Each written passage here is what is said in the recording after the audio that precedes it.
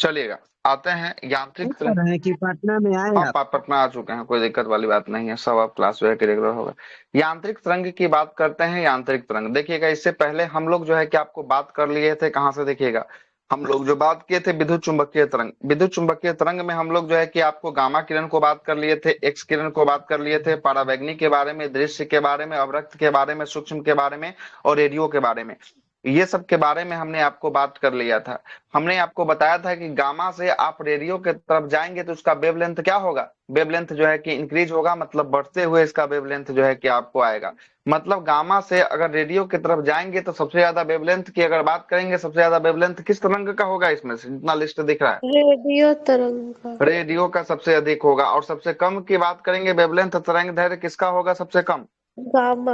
Gamma. सबसे कम जो है कि आपको गामा किरण का होगा। वही नीचे में देखिएगा इंक्रीजिंग एनर्जी, है ना, ऊर्जा किसका अधिक होगा, और जो है कि फ्रीक्वेंसी, है ना, ये दोनों की बात करेंगे। इंक्रीजिंग मतलब इस साइड जो बढ़ेंगे तो इसका ऊर्जा अधिक होगा, तो सबसे अधिक ऊर्जा किसका आपको दिख रहा है, सबसे अधिक गामा ऊर्जा होगा किरण।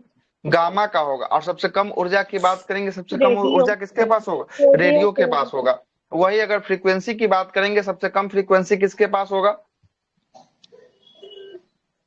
सबसे कम फ्रीक्वेंसी सबसे रेडियो कम का जो है कि आपको होने रेडियो। वाला है। और सबसे अधिक फ्रीक्वेंसी की बात करेंगे किसका होगा, सबसे अधिक फ्रीक्वेंसी जो है कि आपको गामा किरण का होने वाला है। और इसी में सबका जो बारे में जो है कि लिखा गया था, जो आपको विशेष रूप से बताया गया है। और इससे आगे हम जब बढ़ेंगे तो यहाँ से हमको आज की क्लास में चर्चा करना है। इससे पहले वाला सभी क्लास में चर्चा हो चुका है, 5 को इससे पहले जो है कि आपको वीडियो अपलोड है। 5 वीडियो को आप जाकर यूट्यूब चैनल के प्लेलिस्ट में जाकर फिजिक्स वाले में देख सकते हैं। आते हैं, शुरुआत करते हैं यांत्रिक तरंग मैकेनिकल वेव की शुरुआत करते हैं। देखिएगा इसके बारे में क्या लिखा है। ऐसे तरंग जिसके संचरण हेतु भौतिक माध्यम की आवश्यकता होती है उसे यांत्रिक तरंग कहते हैं। तो कौन सी तरंग को मतलब कि माध्यम की आवश्यकता होती है, तो यांत्रिक तरंगों को माध्यम की आवश्यकता होती है, इसलिए इसे यांत्रिक तरंग कहते हैं। यांत्रिक तरंग दो भागों में यांत्रिक तरंग को तोड़े हैं। कौन सा भाग है, दो भाग इसका, अनुप्रस्थ तरंग और अनुदैर्ध्य तरंग। हाँ अनुप्रस्थ तरंग है और अनुदैर्ध्य तरंग है। अनुप्रस्थ को ट्रांसवर्स कहते हैं और अनुदैर्ध्य को जो है कि आपको लॉन्गिट्यूडनल जो है कि आपको वेव के नाम से जो है कि आपको जानते हैं। इसी में सबसे पहला जब हम पढ़ेंगे तो अनुप्रस्थ के बारे में पढ़ेंगे। अनुप्रस्थ तरंग किसको कहते हैं, जरा इसके बारे में देखते हैं। जब किसी माध्यम में यांत्रिक तरंगों में संचरण होने पर माध्यम के कण तरंग के संचरण की दिशा में लंबवत सरल रेखा गति में कंपन करते हैं, तो उन तरंगों को कौन सा तरंग कहते हैं, उन तरंग को जो है कि आपको अनुप्रस्थ तरंग जो है कि आपको कहते हैं।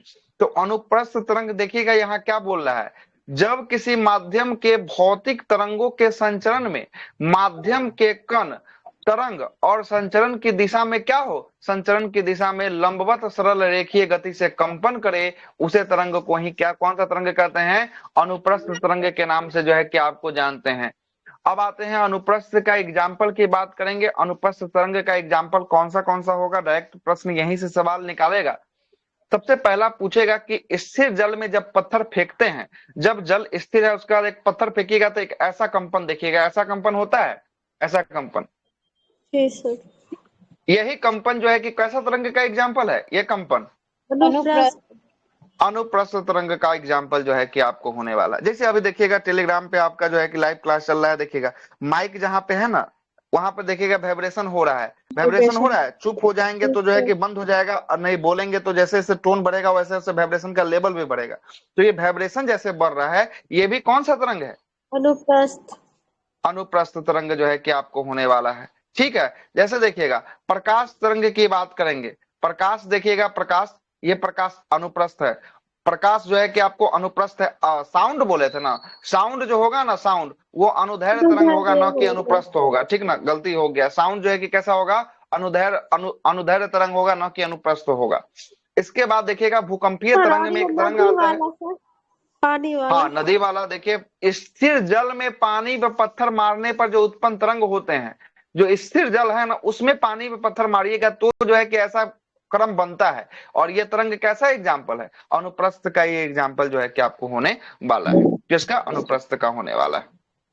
ठीक है, आगे बात करते हैं। अगला देखिएगा भूकंपीय तरंग में एस तरंग जो होता है, भूकंप की 3 तरंग होती है, पी तरंग, एस तरंग और एल तरंग। यही 3 तरंग ना था भूकंप में, कि इसके अलावा भी कोई था, नहीं यही ना 3 तरंग था, जिसमें सबसे जो है कि खतरनाक कौन सा था? एल वाला जो सबसे खतरनाक था। क्या था? क्या एल वाला? एल वाला जो है कि आपको सबसे खतरनाक था। लेकिन कौन सा तरंग के बारे में बोल रहा है? भूकंपीय में कौन सा तरंग बोल रहा है ये? S wave. एस वेव के बारे में बोल रहा है। ये एस वेव जो होता है ये कैसा तरंग का एग्जाम्पल है? तो ये जो है कि अनुप्रस्थ तरंग का एग्जाम्पल जो है कि आपको होने वाला है। जैसे उसके बाद देखिएगा सॉरी, डोरी युक्त यंत्र में उत्पन्न तरंग, जैसे सितार को बजाइएगा, गिटार को बजाइएगा, बीना को बजाइएगा, सब में देखिएगा तो एक डोरी लगा रहता है ना, एक धागा टाइप का लगा रहता है। और ये जब कंपन करता है तो ये कंपन से उत्पन्न जो ध्वनि होती है, ये जो है कि ध्वनि कैसी ध्वनि होती है? तो ये ध्वनि अनुप्रस्थ जो है कि आपको होती है। लेकिन किसकी? डोरी युक्त यंत्रों की ध्वनि। और दूसरा नहीं, डोरी युक्त यंत्रों की ध्वनि से उत्पन्न जो तरंग होती है वह कैसी तरंग होती है? वो अनुप्रस्थ तरंग होती है। यहां से ये कौन सा क्वेश्चन पूछा गया है, सो हम आपको बता देते हैं। क्वेश्चन ये तीनों पूछ रहे।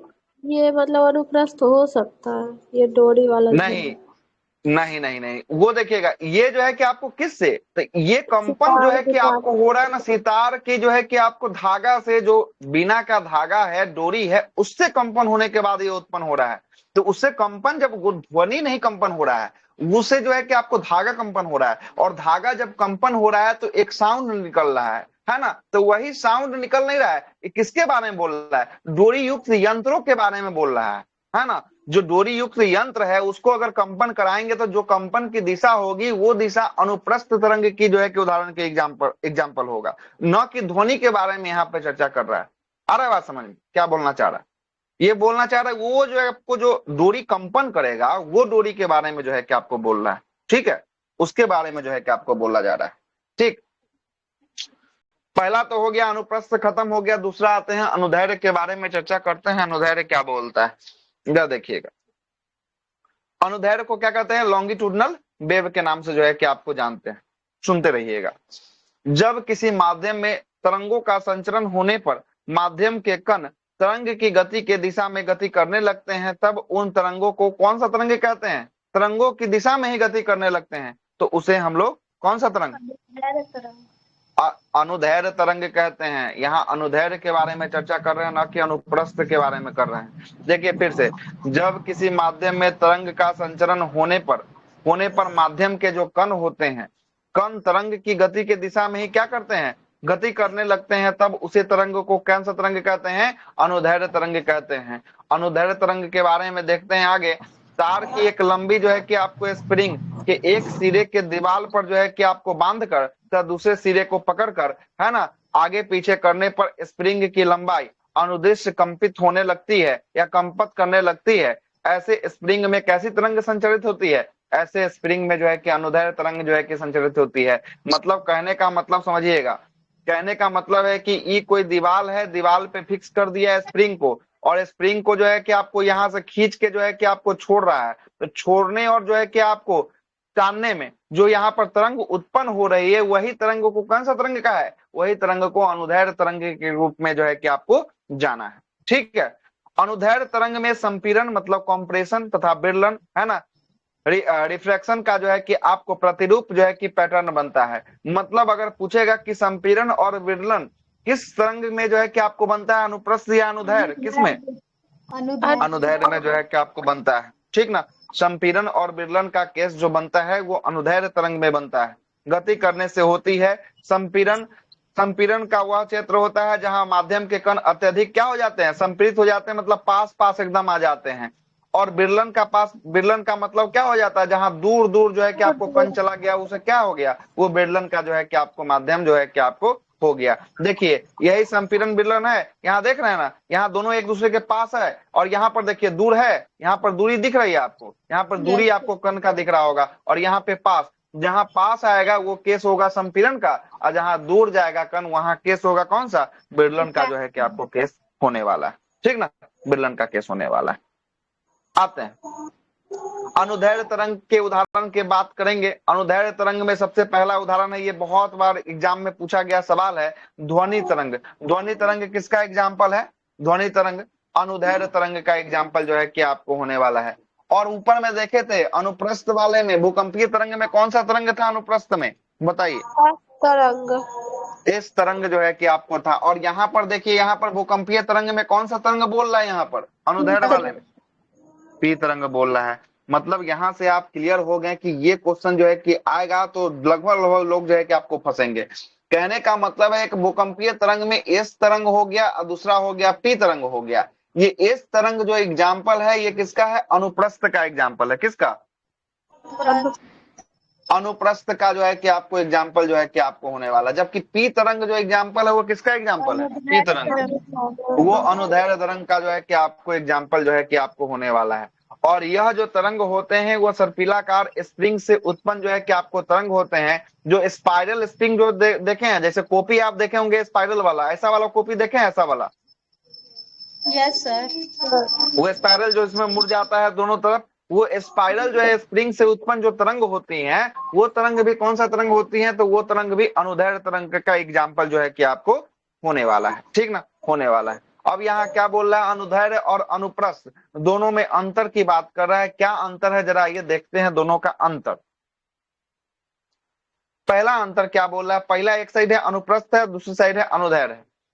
पहला क्या बोल रहा है, जरा देखिएगा। पहला बोल रहा है कि इसमें माध्यम के कण तरंग के चलने की दिशा में कैसा चलता है, लंबवत चलता है। कैसा चलता है, लंबवत। और लंबवत किसमें चल रहा है, अनुप्रस्थ में कि अनुदैर्ध्य में, अनुप्रस्थ। अनुप्रस्थ में जो है कि आपको लंबवत चल रहा है। और दूसरा देखिएगा, दूसरा बोल रहा है कि इसमें माध्यम के कण चलने की दिशा का समानांतर कंपन करता है। समानांतर वाला किसमें चल रहा है, तो समानांतर वाला चल रहा है अनुदैर्ध्य तरंग में चल रहा है। किसमें, अनुदैर्ध्य तरंग में चल रहा है। तो लंबवत चलेगा तो अनुप्रस्थ वाले में, और समानांतर चलेगा तो जो है कि किसमें, अनुदैर्ध्य वाले में जो है कि आपको चलेगा। यहां से भी सवाल जो है कि निकल सकता है। दूसरा क्या बोल रहा है, जरा देखिएगा।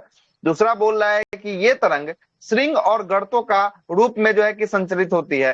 मतलब जब चलेगा ना तो एक तरफ श्रृंग और एक तरफ गर्त होगा। तो श्रृंग और गर्त मतलब कि कौन सा निर्माण करेगा, अनुप्रस्थ निर्माण करेगा कि अनुदैर्ध्य निर्माण करेगा, अनुप्रस्थ। अनुप्रस्थ वाला जो है कि श्रृंग और गर्त का निर्माण जो है कि आपको करेगा। मतलब श्रृंग और गर्त के रूप में संचरित होगा। और एक श्रृंग अथवा एक गर्त से मिलकर एक जो है कि अनुप्रस्थ तरंग जो है कि आपको बनती है। मतलब एक अनुप्रस्थ तरंग बनाना होगा तो कैसे बनेगा, जरा ये दिखा देते हैं आपको। ये क्या बोल रहा है, एक श्रृंग और एक गर्त को मिलाएंगे तभी जाकर क्या बनेगा, ये हो गया श्रृंग हो गया और ये हो गया गर्त हो गया। यहाँ देखिएगा, यहाँ से शुरू होकर यहाँ जाकर खत्म हो गया, दोनों एक ही बिंदु पर। ये क्या बन गया, एक जो है कि अनुप्रस्थ तरंग जो है कि आपको निर्माण हो गया। किसका निर्माण हो गया, एक अनुप्रस्थ तरंग का निर्माण हो गया। तीसरा बात क्या बोलता है, जरा देखिएगा। तीसरा बोलता है कि ये तरंगे ठोस माध्यम तथा द्रवों के ऊपरी तल पर उत्पन्न होती है, परंतु द्रवों के अंदर तथा गैसों में उत्पन्न नहीं होती है। तो मुख्य रूप से यहाँ से यही सवाल बनता है कि ठोसों में उत्पन्न जो तरंग होती है वो कौन सा तरंग होती है, ठोसों में जो उत्पन्न होता है कौन सा, आवाज नहीं जा रहा है, ठोस में उत्पन्न तरंग कौन सा, अनुप्रस्थ तरंग जो है कि आपको होने वाला है। देखिएगा यहाँ पर एक बात और लिख दिया, यहाँ पर गौर करने वाली बात है। ये बात गौर करने वाली क्या है, जरा देखिएगा। यह तरंग ठोस माध्यमों तथा द्रवों के ऊपरी तल पर, अगर बोलेगा कि द्रव है कोई पानी है, पानी के ऊपरी तल पर जो उत्पन्न होने वाली तरंग है वो कौन सी तरंग होती है, अनुप्रस्थ। अनुप्रस्थ तरंग होती है। इसलिए अनुप्रस्थ जब आप देखे होंगे, जब आप पढ़े होंगे अनुप्रस्थ तरंग, तो ऊपर में आपने एग्जाम्पल पढ़ा है क्या कि शांत पानी में पत्थर मारने से उत्पन्न होने वाली तरंग कैसी तरंग थी, बताइए। अनुप्रस्थ। अनुप्रस्थ तरंग थी। काहे कि आपको कंपन कहाँ दिख रहा है, पानी के सतह के अंदर दिख रहा है कि सतह के ऊपर दिख रहा है, ऊपर दिख रहा है। इसलिए ऊपर जब दिख रहा है तो ये जो है कि आपको यहाँ से क्लियर हो गया कि द्रव के माध्यम के तल के ऊपरी सतह पर भी जो तरंग उत्पन्न होगा वो भी कौन सा तरंग होगा, वो भी तरंग होगा अनुप्रस्थ तरंग होगा। क्लियर हुआ कि नहीं हुआ, बताइए। ठोस में होगा सर, ठोस में तो जो है कि आपको ये तो गवर्ने करता है, तो ठोस में तो इसमें कुछ सोचना ही नहीं है। ठोस में तो ऑटोमेटिक जो है कि आपको ये गवर्न कर रहा है ना। ठोस में ऑटोमेटिक जो है कि आपको गवर्न कर रहा है। देखिए ना इसका एग्जाम्पल कहाँ गया, ये देखिए, है ना।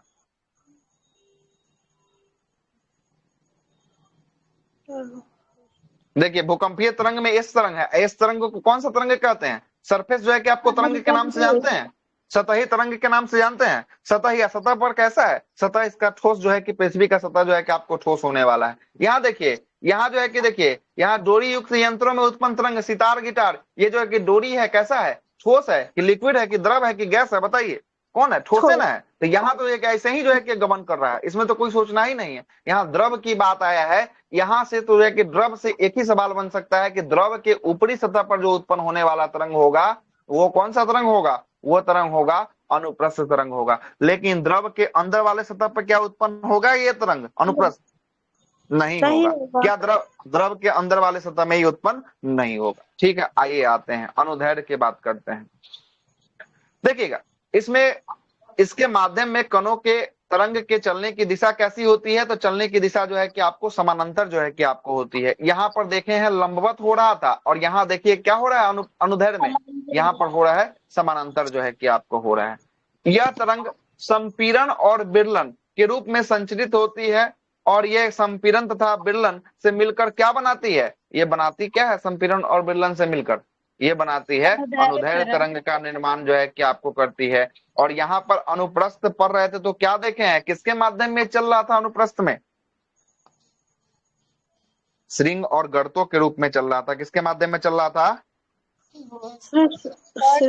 श्रृंग और गर्तों के रूप में जो है कि आपको चल रहा था। ठीक ना, श्रृंग और गर्तों के रूप में जो है कि आपको चल रहा था। और यहाँ पर देखिए तो किसके माध्यम में ही चल रहा है, अनुदैर्ध्य में ये चल रहा है संपीड़न और विरलन के रूपों में जो है कि आपको संचलित हो रहा है। ठीक ना, संपीड़न और विरलन के रूपों में संचलित जो है कि आपको हो रहा है। और एक संपीड़न और एक विरलन के मिलकर जो बनता है तरंग, वो कौन सा तरंग बनता है, वो बनता है अनुदैर्ध्य तरंग जो है कि आपको बनता है। और यह तरंग जो है कि आपको ठोस माध्यम में भी चलेगा, द्रव माध्यम में भी चलेगा और गैस माध्यम में भी चलेगा। तीनों प्रकार के माध्यमों में उत्पन्न हो सकती है। कौन सी तरंग हो सकती है, तीनों प्रकार के। अनुदैर्ध्य तरंग जो है कि आपको ठोस, द्रव और गैसों में हो सकती है उत्पन्न। लेकिन अनुप्रस्थ तरंग कहाँ कहाँ उत्पन्न हो सकती है, अनुप्रस्थ ठोस में और द्रव के ऊपरी सतह द्रव के ऊपरी सतह में, बस इतना ही, ठोस में और द्रव के कहाँ पे, द्रव के ऊपरी सतह में हो सकती है। ठीक है, अगला देखिएगा, ये चैप्टर जो है कि आपको समाप्त होता है। अगला जो चैप्टर है वो आपका साउंड है, ध्वनि चैप्टर होने वाला है। ये भी इंपॉर्टेंट है परीक्षा की दृष्टि से, एक सवाल फिक्स है यहाँ से आ ही जाएगा।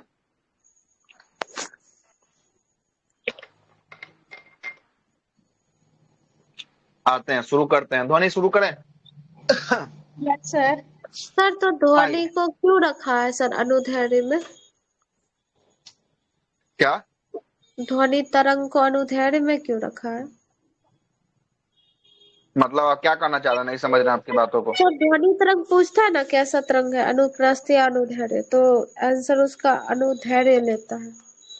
हाँ सर लेकिन अनुदैर्ध्य इसलिए हो, अरे तो वहां पर वो जो है कि आपको डोरी से युक्त जो है कि डोरी से उत्पन्न जो है कि आपको तरंग हो रहा है, इसीलिए वहां पर। और यहाँ पर जो है कि ये तीनों माध्यम में कहीं भी उत्पन्न हो सकता है, ठोस में भी हो सकता है, द्रव में भी हो सकता है और गैसों में भी जो है कि आपको हो सकता है। मतलब ये चलने के लिए तीनों माध्यम इसकी आवश्यकता होती है, किसी माध्यम में भी चल सकता है ध्वनि जो है कि एक प्रकार का, है ना।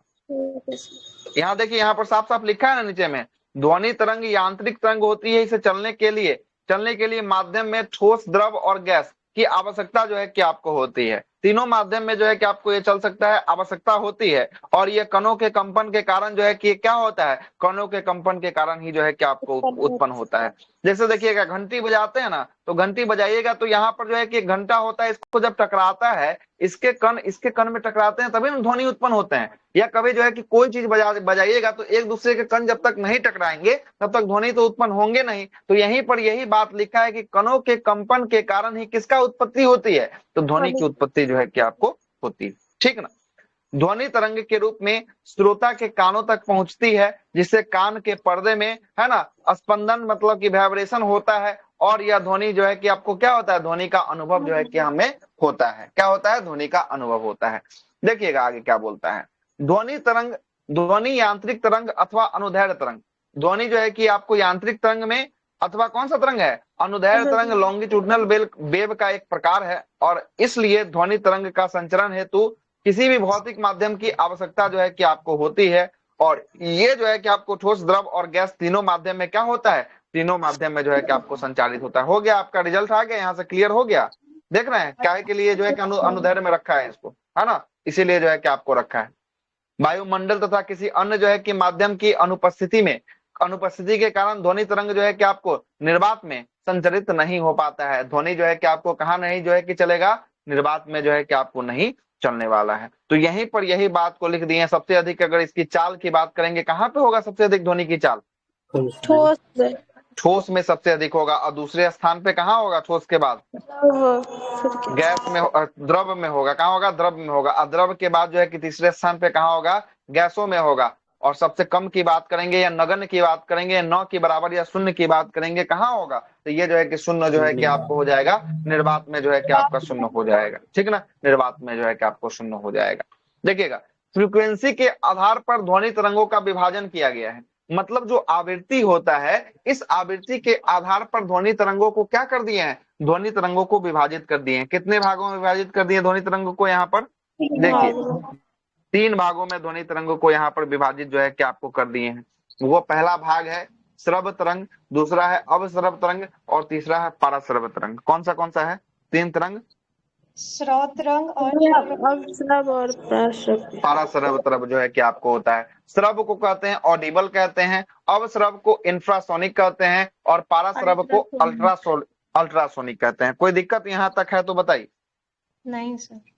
देखिएगा, श्रव तरंग जो होता है ना, जो मानव सुन सकता है। कौन सुन सकता है? मानव सुन सकता है। और इसकी फ्रीक्वेंसी जो होती है 20 से लेकर 20,000 जो है कि आपको हर्ज तक जो है कि आपको होती है। कहां से लेकर कहां तक होती है?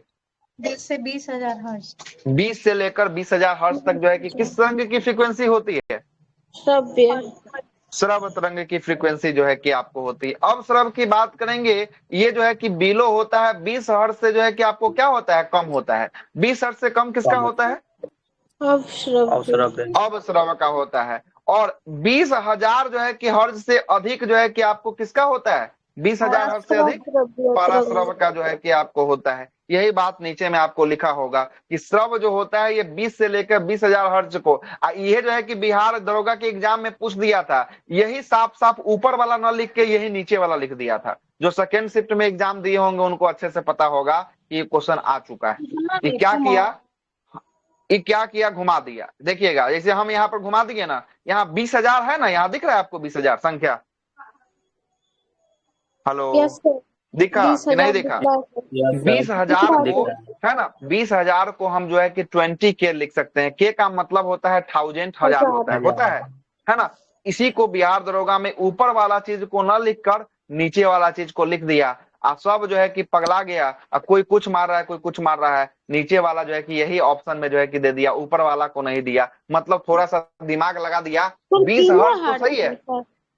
हाँ, तो किलो है। के का मतलब जो है कि आपको किलो वाला जो है कि आपको हो गया, है ना।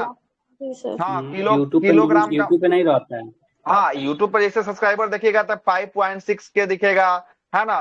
जो है कि आपको 800 के दिखेगा, है ना, 100 के दिखेगा। तो के का मतलब होता है 1000 होता है। तो 100 के का मतलब कितना हो गया? 100 के का मतलब हो गया कि आपको 1 लाख जो है कि आपको हो गया ना। 10 लाख ना हो जाएगा ना, 1 के लाख होगा। 100 गुना जो है कि 1,000 कर देंगे, है ना। 1 लाख जो है कि आपको हो जाएगा। क्या हो जाएगा? 1 लाख हो जाएगा। यही चीज को जो है कि बिहार दरोगा में जो है कि क्वेश्चन आ चुका है। 1275 जो है कि पीटी सेकेंड शिफ्ट में ये क्वेश्चन जो है कि पूछा जा चुका है। ठीक ना, जा चुका है। और अवश्रव की बात करेंगे, बता ही दिए कितना से नीचे अवश्रव? 20 हर्ट्ज से जो है कि आपको नीचे होता है। और देखिएगा, और अगला शिफ्ट में हो सके तो ऐसा भी दे सकता है। यहाँ देखिएगा, आपको पता है कि 20,000 हर्ट्ज से क्या होता है? ऊपर होता है। लेकिन ये 20,000 को ऐसे न लिखकर ऐसे लिख सकता है क्या? ऐसे लिख देगा तो कोई गलती है क्या? नहीं सर। इसीलिए ऐसा लिख दिए हैं कि इसको भी ध्यान रखिएगा। के का मतलब 1000 होता है। अगर ऐसा ऑप्शन में ना मिले, अगर ऐसा मिल जाए तो इसको आंसर लगाकर निकल जाना है। क्या है कि ये भी हो सकता है। जब ये क्वेश्चन पूछा जा चुका है तो ये भी पूछा जा सकता है। ठीक ना, कोई बड़ी बात नहीं है इसमें। ठीक है, कोई दिक्कत? आगे चलें। अब आगे चलते हैं। सबसे पहला ये 3 भाग जो तोड़े, उसमें सबसे पहला भाग जो बात करते हैं, श्रव तरंग की बात करते हैं, ऑडिबल वेव के बारे में चर्चा कर लेते हैं। देखिए, इससे तो हम तो बात कर ही लिए हैं। इसे हमारे कान पर जो है कि आपको क्या किया जा सकता है? सुना जा सकता है। मतलब हम लोग सुन सकते हैं। किस तरंग को सुन सकते हैं? श्रव्य Audible तरंग को wave। सुन सकते हैं। आवृत्ति तो आपको पता ही है, कितना से कितना तक आवृत्ति हो गया? हर्ष से 20,000 इससे हर्ष। 20,000 हाँ, 20 से लेकर 20,000 हर्ट्ज तक जो है कि आपको होता है। और इसका एग्जाम्पल में मनुष्य हो गया, जानवर हो गया, बांसुरी, शहनाई, ढोल आदि से उत्पन्न जो तरंग होती हैं, जो हमारे कान सुन सकते ऑडिबल हैं, वेव। वो सभी के सभी तरंग कैसे होंगे? सभी के सभी जो है कि ऑडिबल वेव होंगे, श्रव्य तरंग जो है कि आपको होने वाले हैं। चलिए अगला तरंग पे आते हैं। अगला दिख रहा है आपको कौन सा? अब श्रव्य तरंग जो है कि इंफ्रासोनिक। आपको दिख रहा है इंफ्रासोनिक जो है कि वेव दिख रहा है। इसकी तरंग की आवृत्ति कितना से कम होगी? 20 हर्ट्ज से 20,000 जो है से कि कम। आपको 20 हर्ट्ज से कम होगी, ना कि 20,000। 20 हर्ट्ज से कम होगी कौन सा तरंग? अवश्रव्य तरंग की आवृत्ति होगी। और ये मानव सुन सकता है क्या? ये मानव सुन सकता है? नहीं। नहीं, मानव ये नहीं सुन सकता है। अवश्रव्य तरंग जो है कि मानव नहीं सुन सकता है। यह कौन कौन सुन सकता है? तो कुत्ता सुन सकता है, बिल्ली सुन सकता है, जैसे जानवर जो है कि इस तरंग को सुन सकते हैं। और भूकंप के समय पृथ्वी पर उत्पन्न उत्पन्न जो है कि आपको कंपन से उत्पन्न तरंग, ज्वालामुखी, भूस्खलन और उल्का पिंड से उत्पन्न तरंग जो है कि आपको कौन सा तरंग होता है? तो यही तरंग जो होता है इंफ्रासोनिक कौन सा? हाँ, इंफ्रासोनिक अवश्रव्य तरंग जो है कि आपको होता है। तो यहाँ से एग्जाम्पल भी निकल गया कि अवश्रव्य तरंग का एग्जाम्पल, तब भूकंप के समय पृथ्वी के कंपन से उत्पन्न होने वाली तरंग जो निकलती है वो अवश्रव होती है। इसलिए भूकंप आता है तो कुत्ता सबको पहले ही आभास हो जाता है, देखिएगा दौड़ने लगता है। उसके बाद जब ज्वालामुखी का विस्फोट होता है या भूस्खलन होता है, जब धरती फटती है, उल्का पिंड जब जो है कि आपको गिरते हैं, उस समय जो उत्पन्न तरंग जो होती है और वो बहुत अवश्रव कम तरंग होता का। हाँ, है 20,000 से क्या कम। कहो? हाँ, तो 20 हर्ट्ज से बहुत कम तो कम। आवृत्ति तो बहुत कम ना हो गया इसका। ठीक बहुत है। जो है कि लो आवृत्ति जो है कि आपको हो गया। तीसरा जो है बात करेंगे, पाराश्रव के बारे में चर्चा कर लेते हैं। पाराश्रव के बारे में देखिएगा कितना हर्ट्ज से आवृत्ति ऊपर है? तो 20 जो है कि आपको किलो हर्ट्ज से जो है कि आपको ऊपर जो है कि इसकी आवृत्ति होगी। और ये भी जो है कि मनुष्य सुन सकता है कि नहीं? तो ये भी मनुष्य जो है कि आपको नहीं सुन सकता है। और इसे सुनने के लिए बंदर, चमगादड़, डॉल्फिन, है ना, बिल्ली, कुत्ता आदि जो है कि इसको सुन सकते हैं। बंदर सुन सकता है, चमगादड़, डॉल्फिन फिश, कुत्ता, बिल्ली इत्यादि जो है कि आपको इसको सुन सकता है। देखिएगा यहाँ नोट में क्या लिखा है। नोट में लिखा है कुत्ता लगभग 50,000 हर्ट्ज से लेकर और तथा चमगादड़ 1,00,000 हर्ट्ज तक की आवृत्ति को क्या कर सकता है? सुन सकता है। आ रहा है बात समझ में? क्या बोल रहा है? ये जो है कि आपको जीरो से स्टार्ट करके जो है कि कहां तक जाएगा कुत्ता? तो ये 50 किलो हर्ट्ज तक जो है कि आपको जाकर सुन सकता है। और वही चमगादड़ जीरो से स्टार्ट करके कहां तक? एक जो है कि आपको लाख के हर्ट्ज तक जो है कि आपको जाकर ये सुन सकता है। कौन? चमगादड़ जो है कि आपको सुन सकता है। कोई दिक्कत यहां तक है तो बताइए, फिर आगे चलते हैं। कोई दिक्कत? नोट में इसीलिए लिख दिए हैं। चलिए आगे चलते हैं। सर इतना साउंड का बजेगा तो सर कान पे नुकसान ही होगा ना। ऐसा कान का नुकसान होगा, इससे हम सुनिए नहीं सकते, तो नुकसान कथी होगा? हमको जो सुनने लायक होगा वही ना। ये हमको सुनिए 20,000 हर्ट्ज से ऊपर जैसे ही बढ़ेगा हम नहीं सुन सकते हैं, मानव नहीं सुन सकता है। 20 से लेकर 20,000 तक मानव सुन सकता है, तो इससे ऊपर सर का ना मानव ये सुन जो सकता है। चमगादड़ का जो सुनने का हाँ, क्षमता है, तो सर ये मानव से भी ज्यादा है ना बहुत।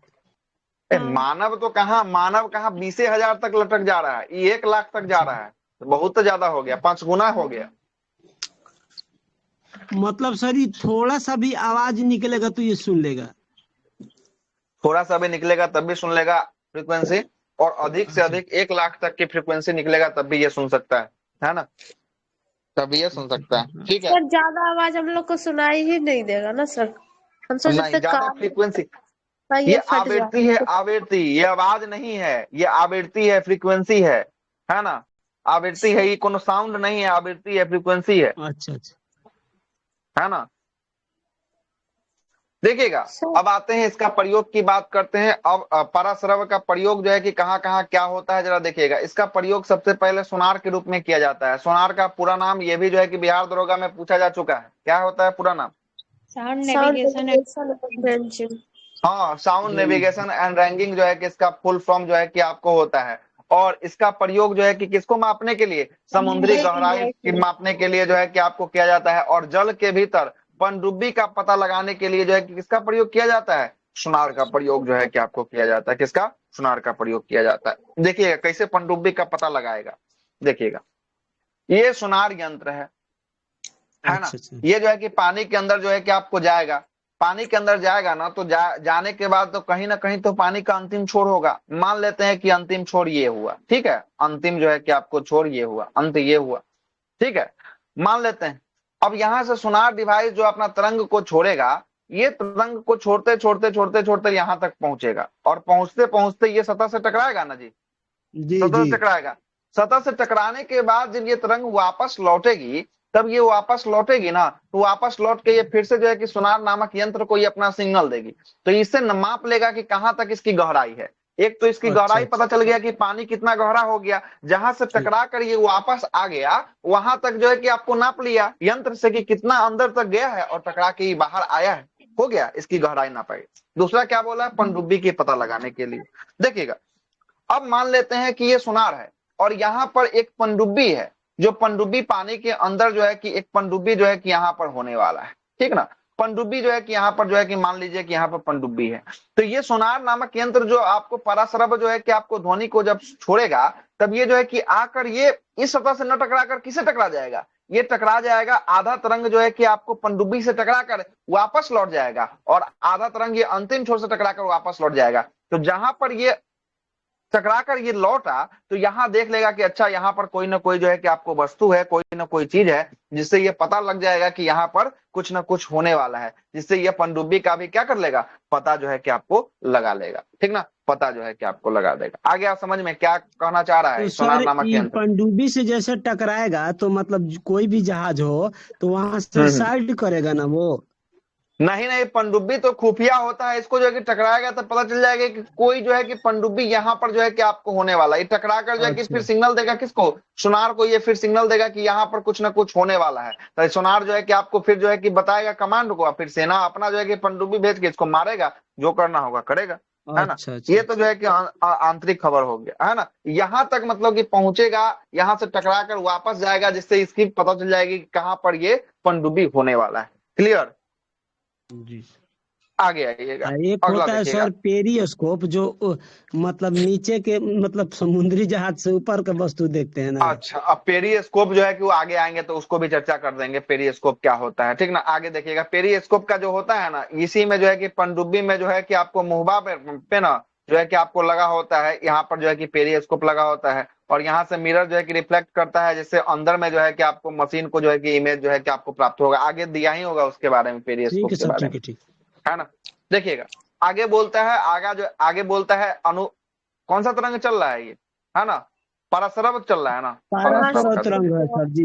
पराश्रव की बात करेंगे। आगे देखिएगा, चिकित्सीय विज्ञान में सोनोग्राफी में, ये सोनोग्राफी या अल्ट्रासोनोग्राफी, ये सोनोग्राफी या अल्ट्रासोनोग्राफी जो होता है ना, क्या होता है समझिएगा, ये होता है अल्ट्रासाउंड। नाम सुने अल्ट्रासाउंड का, यस सर। ये सर अल्ट्रासाउंड को ही सोनोग्राफी के नाम से जो है कि आपको जानते हैं, है ना।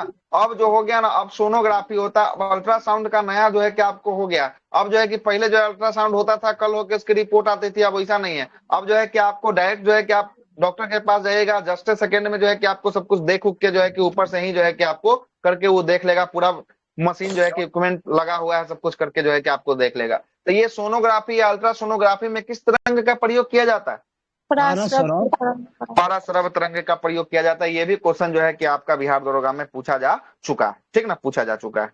आगे देखते हैं, ये कौन कौन नया नया आईडी सब आ रहा है जी, इससे कितना नाम चेंज किए आप लोग, है ना। हर दिन बेसब्री से इंतजार होता है इस दिन का कि अपना जमाना। किनका आईडी है जी, नहीं जान रहे हैं सर। ये डबल हाथ लगाए, खोलिए माइक, बताइए कौन है। शिव जी खोलिए। का फोटो डीपी में लगाए हैं, कौन है। मलेच्छ आदमी का है सर। है यहाँ पर कौन आ जाएगा, यहाँ पर सब पेड मेंबर। नहीं बोलना है जी आपको, का प्रोफाइल देखें। वृंदा है सर। अच्छा, आपका है, क्या नाम हुआ। वृंदा सर। इतना काहे नाम चेंज कर रहे हैं जी आप लोग।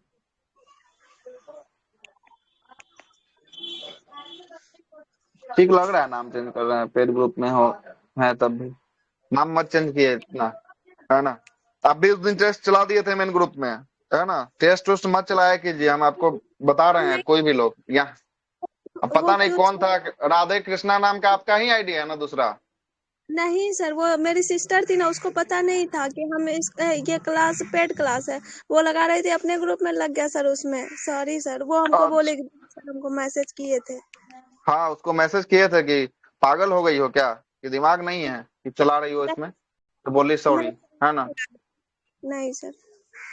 हम्म। मत चलाया कीजिए, बता दीजिएगा नहीं चलाने के लिए, है ना। आप लोग से ही उम्मीद नहीं है, बाहर का लोग चला के चला जाता था, चलिए उसको ना पता है, आप लोग को पता होने के बाद ऐसा नाम, कोई ज्यादा दिक्कत है, कोई मैसेज करता है तो ब्लॉक कर दीजिए, नहीं तो कोई लड़का का नाम रख लीजिए, है ना। क्या ये सब जो है कि लोगो तो लगा के रखे हैं, ठीक लग रहा है नहीं ना, चेंज कर लीजिए नाम, फिर पता भी नहीं चल रहा है कौन आदमी है ना, ऑलरेडी, इसीलिए। चलिए आगे देखते हैं। पराश्रव ध्वनि का उपयोग जो है कि आपको धातुओं को, ब्लॉकों को, दरारों को जो है कि आपको पता करने के लिए, जैसे देखिएगा कोई धातु लगा है ना, कोई धातु का सीट लगा हुआ है, और इस सीट में कोई अगर दरार हो गया, है ना, दरार हो गया, तो इस दरार का कैसे पता चलेगा, तो इस दरार का पता करने के लिए किस तरंग का प्रयोग किया जाएगा, इस दरार को पता करने के लिए कौन सा, प्रस्रव्य तरंग। पराश्रव तरंग का जो है कि आपको प्रयोग जो है कि आपको किया जाएगा, जिससे क्या होगा, जिससे जो है कि आपको पराश्रव ध्वनि का उपयोग से धातु के ब्लॉकों में हुए दरार को जो है कि पता लगाने के लिए इसका प्रयोग किया जाता है। और कृषि में कीटों को नष्ट करने के लिए भी किसका प्रयोग किया जाता है, कृषि में कीटों को नष्ट करने के लिए जो है कि आपको पराश्रव तरंग का प्रयोग जो है कि आपको किया जाता है। तो इतना जो है कि आपको पराश्रव तरंग का जो है कि आपको एग्जाम्पल जो है कि आपको हो गया, है ना, एग्जाम्पल जो है कि आपको हो गया। और इसके अलावा भी जो है कि एग्जाम्पल होता है, बोलेगा क्या, सुनिएगा, बोलेगा कि आपको जो क्या बोलता है, ईंट की भट्टी होती है, उसकी कलिकों की सफाई करने के लिए जो ऊपर का मुंह होता है, कालिक जो लग जाता है, उसकी सफाई करने के लिए भी किसका प्रयोग किया जाता है, पारस्रव तरंग का प्रयोग जो है कि आपको किया जाता है सफाई करने के लिए, ठीक ना। आगे देखते हैं, देखिएगा अब क्या बोलता है, ध्वनि किसका का गुण सफाई का? प्रॉपर्टीज। चीनी ईटा का भट्टी देखे हैं, भट्टी का जो ईटा का ऊपर का जो मुंह होता है, इसमें कालिक लग जाता है, काहे कि पूरा नीचे तो कोयला से तो मिट्टी से पकाया जाता है, ईंट को पकाया जाता है, तो यह धुआं निकलेगा तो यहाँ पे कालिक लग जाएगा, इसी कालिक की सफाई करने के लिए जो है कि आपको बता रहे हैं, ठीक है। जी सर। आइए ध्वनि की प्रॉपर्टीज देखते हैं, ध्वनि का गुण क्या क्या होता है। सामान्यतः ध्वनि अथवा जो है कि विभिन्न जो है कि वाद्य यंत्रों में उत्पन्न संगीतीय ध्वनि में चार जो है कि विशिष्ट गुण होते हैं। कौन से चार गुण होते हैं, जरा देखिए कौन सा गुण दिया है यहाँ पर, चार गुण। तीव्रता, तारत्व, प्रबलता, गुणता। हाँ गुणता, यही चार जो है कि आपको गुण होता है। पहला है तीव्रता है, दूसरा है तारत्व है, तीसरा प्रबलता है, और चौथा क्या है, चौथा जो है कि आपको गुणता जो है कि आपको होने वाला है। तीव्रता को इंटेंसिटी कहते हैं, तारत्व को पिच कहते हैं, प्रबलता को लाउडनेस कहते हैं, और गुणता को टिम्ब्रे जो है कि आपको कहते हैं, है ना। ये चार गुण जो है कि आपको होने वाले हैं। चारों के बारे में विशेष चर्चा अभी नीचे में जस्ट दिया हुआ है, चारों के बारे में चर्चा करना शुरू करते हैं। पहला चर्चा है प्रबलता से। प्रबलता का क्या है, लाउडनेस से। देखिएगा लाउडनेस के बारे में क्या बोलना चाह रहा है, आइए लाउडनेस से पहले चर्चा करते हैं। प्रबलता ध्वनि का वह लक्षण होता है जिसके अनुरूप ध्वनि जो है कि आपको कान को जो है कि आपको धीमी अथवा जो है कि कैसे सुनाई देती है, धीमी अथवा तेज जो है कि आपको सुनाई देती है ना। तो ये किसके कारण, ये लाउडनेस के कारण। कभी कभी देखिएगा जब जो है कि आपको क्या होता है, जब जो है कि आपको आवाज नहीं आता है तो बोलते थोड़ा सा तेज बोलिए, लाउड बोलिए। लाउड बोलिएगा मतलब कि ध्वनि जो है कि आपको क्या होगा, सुनाई हमको अच्छे से देगी, है ना। तो यही जो प्रबलता जो होता है, ये ध्वनि का वह लक्षण होता है जिसके अनुरूप ध्वनि कान पर कैसी सुनाई देती है, या धीमी सुनाई देगी या अधिक जो है कि आपको तेज सुनाई देगी। इसे ही क्या कहते हैं, इसे ही प्रबलता के नाम से जो है कि आपको जाना जाता है। ध्वनि जब मंद होती है तो इसकी प्रबलता क्या होती है, मंद ध्वनि में कम होती है। प्रबलता कम होती है। अगर ध्वनि तीव्र हो जाए तो इसकी प्रबलता कैसी होगी, तो ध्वनि तीव्र हो जाए तो इसकी प्रबलता अधिक जो है कि आपको हो जाती है। कैसी हो जाती है, अधिक जो है कि आपको हो जाती है। यही ध्वनि तरंगों के आयाम, एम्पलीट्यूड छोटे होते हैं, है ना। छोटे होते हैं तो ध्वनि की जो है कि आपको मृदु होती है, और यही ध्वनि तरंग के आयाम जो है कि आपको धीमी होगी। और आयाम जो है कि बड़े होंगे तो जो है कि आपको छिन्न अथवा तीव्र जो है कि आपको लाउड सुनाई देगा। इसे किसमें जो है कि मापा जाता है, इसे जो है कि आपको डेसिबल में जो है कि आपको मापा जाता है। देखिएगा यही जो है कि आपको क्या हुआ, एम्पलीट्यूड हुआ, है ना। ये ऊपर का जो आपको श्रृंग और गर्त जो आपको कर रहा है, इसके बीच का जो ये डिस्टेंस हुआ, इसी बीच के डिस्टेंस को क्या कहे हैं, एम्पलीट्यूड जो है कि आपको कहे हैं। और ये देखिएगा ये ज्यादा ऊपर नहीं गया, और ये जो है कि ज्यादा नीचे भी नहीं गया, मतलब ये कैसा ध्वनि हुआ, तो ये धीमा ध्वनि हुआ। कैसा हुआ? धीमा जो है कि आपको ध्वनि हुआ। ये देखिएगा, इसके तुलना में ये अधिक ऊंचाई तक गया क्या? इसके तुलना में ये अधिक ऊंचाई तक गया है क्या? इसके तुलना में फिगर ए के तुलना में फिगर बी अधिक ऊंचाई तक गया है क्या? सिंह और गर्द। तो ये देखिएगा, ये जो है कि आपको एम्पलीट्यूड इसका क्या हुआ, एम्पलीट्यूड का डिस्टेंस इसका हाई हुआ, तो ये कैसा ध्वनि होगा? तो ये लाउडर जो है कि आपको ध्वनि होगा, मतलब ये तेज ध्वनि जो है कि आपको सुनाई देने वाला है। कैसा ध्वनि सुनाई देगा? तेज ध्वनि जो है कि आपको सुनाई देगा। तो पहला था लाउडनेस आपका खत्म हो गया। दूसरा क्या बोलता है? दूसरा है तीव्रता। समझ रहे थे सर, आवृत्ति वाला जो बता रहे थे। नहीं नहीं नहीं, ये आवृत्ति कहाँ से हो गया, है ना? ये आवृत्ति वही थोड़ी ना, तो वो तो उसका लाउडनेस हो गया, यही लग रहा था है ना? सर, मतलब तो हाँ, आप बताए ये नहीं है।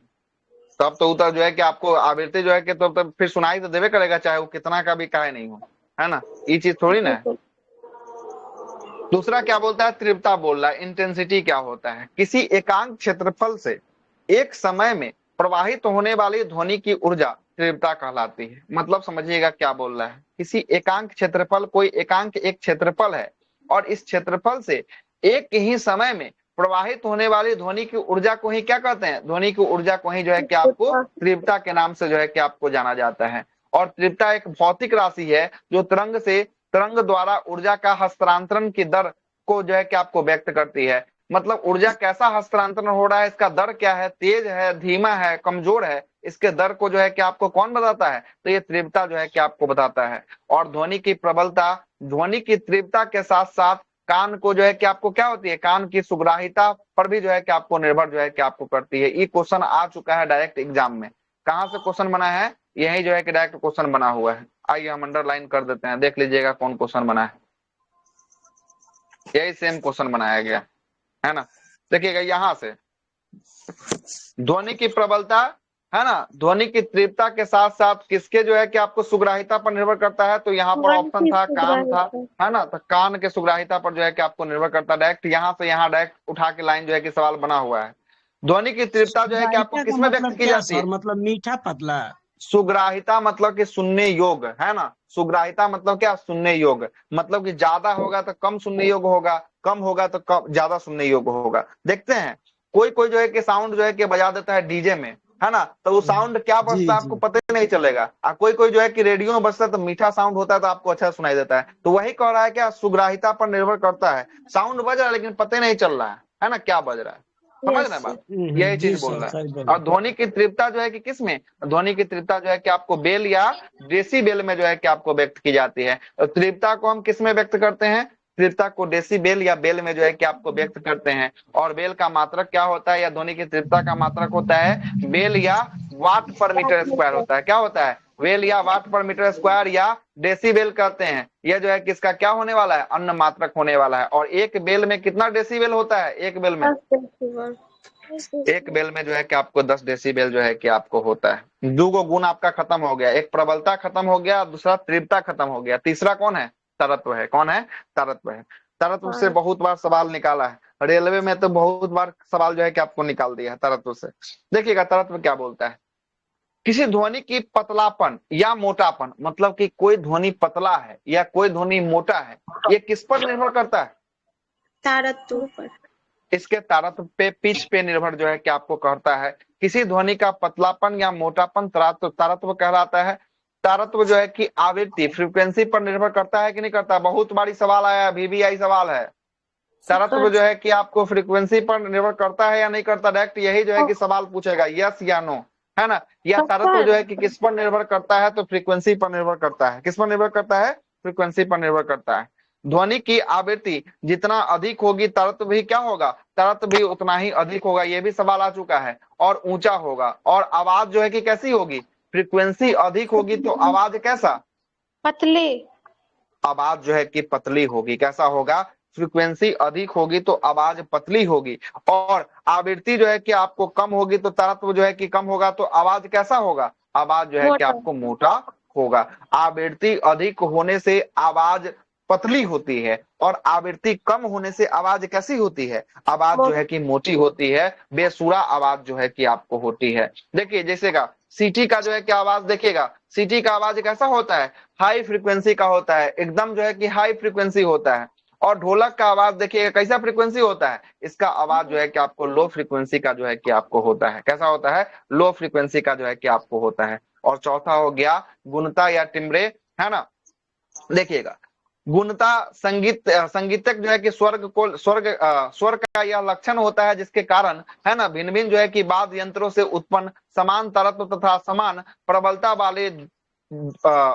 वाली जो है कि दो ध्वनियों को अलग अलग जो है कि पहचाना जा सकता है।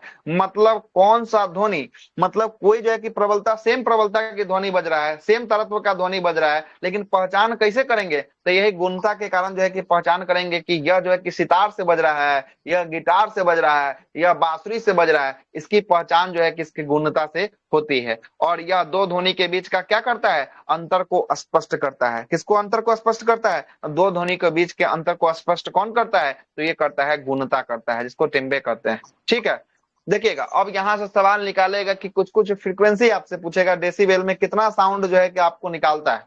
जैसे आपसे पूछेगा साधारण बातचीत में कितना से कितना डेसिबल तक साउंड निकलता है साधारण बातचीत में? 30 से लेकर 40 डेसिबल तक जो है कि आपको निकलता है। अगर वही तेज बातचीत कीजिएगा चिल्ला चिल्ला के, तब जो है कि आपको कितना? 50 से 60 50 से 60 डेसिबल तक का साउंड निकलेगा। अगर तेज संगीत सुन रहे हैं या शोर हो रहा है तो कितना डेसिबल से अधिक होगा? 80 डेसिबल से ज्यादा। 80 डेसिबल से जो है कि आपको अधिक होगा। और पेड़ का पत्ता जब कभी जो है कि खुले आसमान में बैठेगा तो सरसराहट आती है गर्मी के दिनों में। सरसराहट का डेसिबल कितना होता है?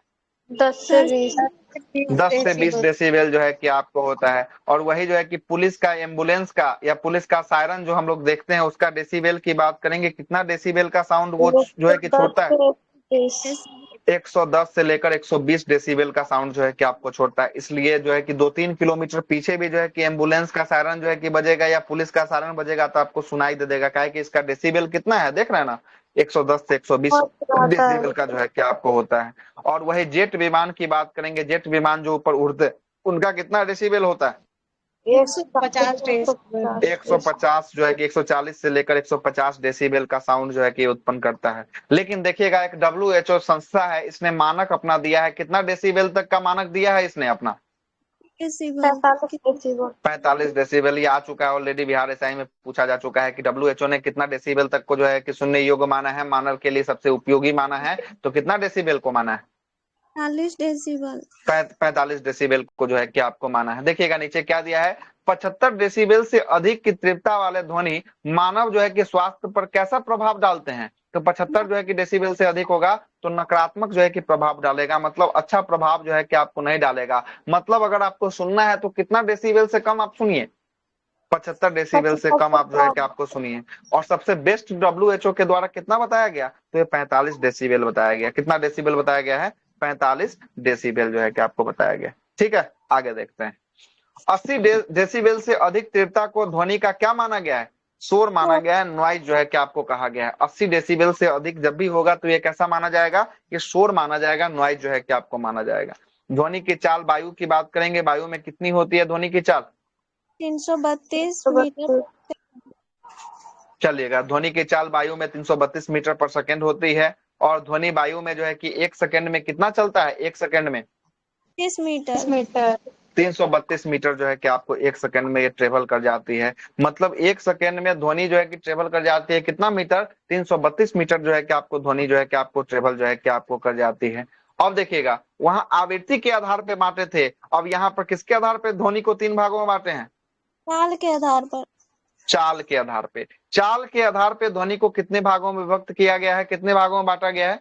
3 भागों में बांटा गया। कितने भागों में? 3 भागों में बांटा गया है। कौन सा भाग है? एक है सब सोनिक, दूसरा है सुपरसोनिक और तीसरा कौन सा है? हाइपरसोनिक। हाइपरसोनिक जो है कि आपको होने वाला है। सबसे पहला चर्चा कर लेते हैं किसका? सब सोनिक की चर्चा कर लेते हैं। देखिएगा सब सोनिक के बारे में क्या बोलता है, जब वस्तु की चाल ध्वनि की चाल से कम हो तो उसे कैसा कहते हैं? तो उसे हम लोग सब सोनिक के नाम से जो है कि आपको जानते हैं। मतलब कहना यही चाह रहा है कि जो वस्तु की चाल होगी वो ध्वनि की चाल से क्या होगी? ध्वनि की चाल से कम होगी। तो ऐसे वस्तु को किस में रखे हैं? ऐसे वस्तु को सब सोनिक में रखे हैं। कैसे में रखे हैं? सब सोनिक में जो है कि आपको रखे हैं। और सब सोनिक में देखिए तो किसको किसको रखा गया है? वायुयान, हेलीकॉप्टर। हाँ, वायुयान है, हेलीकॉप्टर है और सब सोनिक का कुछ मिसाइल होता है ना। वो सब मिसाइल जो है कि आपको किसमें आएगा, सब सोनिक में जो है कि आपको आएगा। दूसरा देखिएगा, दूसरा क्या बोल रहा है, दूसरा बोलेगा हाइपरसोनिक। हाइपरसोनिक में देखिएगा क्या बोल रहा है, सॉरी सुपरसोनिक बोल रहा है ना, सुपरसोनिक है। सुपरसोनिक में बोल रहा है कि वस्तु की चाल ध्वनि की चाल से अधिक हो तो उसे कैसा विमान कहते हैं, उसे कैसा कहेंगे, तो उसे हम लोग कहेंगे सुपरसोनिक जो है कि आपको कहेंगे। और सुपरसोनिक में लड़ाकू विमान जो आते हैं हमारे, वो सुपरसोनिक में आते हैं। जो मिसाइल की चाल होती है वो सुपरसोनिक जो है कि आपको होती है। एक ब्रह्मोस नाम का मिसाइल आप सुने होंगे। ब्रह्मोस मिसाइल कैसा मिसाइल है, तो ये सुपरसोनिक जो है कि आपको मिसाइल होने वाला है। कैसा मिसाइल है, सुपरसोनिक जो है कि आपको मिसाइल होने वाला है। तीसरा बात करेंगे हाइपरसोनिक के बारे में। हाइपरसोनिक जब वस्तु की चाल ध्वनि की चाल से कितना गुना अधिक हो जाए, 5 गुना अधिक। 5 गुना अधिक हो जाए। जब वस्तु की चाल ध्वनि की चाल से 5 गुना, जो ध्वनि चल रहा है उसके चाल से कितना गुना, 5 गुना अधिक हो जाए, तो वैसे जो है कि आपको, है ना, वो अधिक हो जाए तो उसे हम लोग किससे कहते हैं, तो उसे हम लोग हाइपरसोनिक के नाम से जो है कि आपको जानते हैं। और इसमें हाइपरसोनिक मिसाइल आएंगे। एक सूर्या नाम का मिसाइल है जो भारत का हाइपरसोनिक जो है कि आपको मिसाइल है। ऐसे बहुत सारे देशों के पास, है ना, हाइपरसोनिक जो है कि मिसाइल होने वाले। रसिया के पास है, चाइना के पास है, अमेरिका के पास है, बहुत सारे देशों के पास जो है कि हाइपरसोनिक मिसाइल जो है कि आपको होने वाले हैं। देखिए आगे क्या बोल रहा है। आगे बोल रहा है कि जब किसी वायुयान की चाल सुपरसोनिक या हाइपरसोनिक की चाल से अधिक तीव्र हो जाती है, मतलब कहने का मतलब है कि ध्वनि की चाल से बहुत ज्यादा तीव्र हो जाती है, तभी ना सुपरसोनिक या हाइपरसोनिक होगा, है कि नहीं। ध्वनि की चाल से अधिक होगा तभी तो वो सुपरसोनिक होगा या हाइपरसोनिक होगा। हाइपरसोनिक कब होगा, जब 5 गुना हो जाएगा, यही ना था, यही था हाँ। ना। Yes sir. जब ध्वनि की चाल से अधिक हो जाएगा तो सुपरसोनिक, और जब ध्वनि की चाल से 5 गुना अधिक हो जाएगा तो वो हाइपरसोनिक हो जाएगा। तो यहाँ पर बोला है कि जब जब किसी वायुयान की चाल सुपरसोनिक या हाइपरसोनिक हाइपरसोनिक जो है कि ध्वनि की चाल से अधिक तीव्र हो जाती है, तो अपने पीछे एक शंकुकार कोन शेप का तरंग जो है कि आपको बनाती है। मतलब कि जो विमान अगर कोई उड़ रहा है, मानिए कि अगर ये कोई विमान उड़ रहा है, ठीक ना, मान लेते हैं कि ये कोई विमान उड़ रहा है, ये विमान जो है कि सुपरसोनिक या हाइपरसोनिक से अधिक चाल हो जाएगी, तो इसके पीछे एक शंकुकार आकार का क्या बना लेगा, शंकुकार आकार का एक तरंग का निर्माण हो जाएगा। क्या हो जाएगा, शंकुकार आकार का एक तरंग का निर्माण हो जाएगा। और इन्हीं तरंगों को प्रघाती तरंग या ध्वनि बूम के नाम से जो है कि आपको जानते हैं। तो ये ध्वनि बूम जो है कि आपको क्या होता है, प्रघाती एक प्रकार का तरंग होता है, ध्वनि बूम होता है। यह अत्यधिक शक्तिशाली होता है और भवनों के जो है कि यह इतना तेज होता है, इतना तेज ये तरंग ये उत्पन्न हो जाता है कि किसको गिरा सकता है, ये भवनों को जो है कि आपको ये गिरा सकता है या गिरा देता है। इसी कारण सुपरसोनिक जहाजों को अधिक ऊंचाई पर उड़ाया जाता है। काहे कि पीछे पर यह देखिएगा तो एक बूम जैसा जो है कि एक शंकुकार या आकार बन जाता है तरंगों को, जो बहुत ही तीव्र होता है। अगर ये नीचे होगा तो क्या होगा, भवनों को जो है कि आपको गिरा देगा। शॉकिंग वेव जो है किसको कहते हैं, दिखा दें इसका फोटो कैसा होता है, रुके दिखाई देता है। इजराइल सर इसी का यूज करता है। हाँ,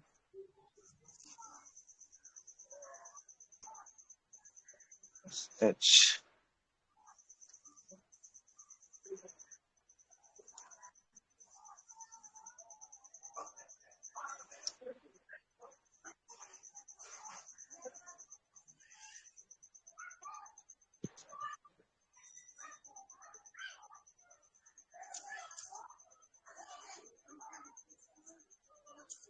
और इसमें नहीं दिख रहा है हाइपरसोनिक मिसाइल, दिखा रहा है।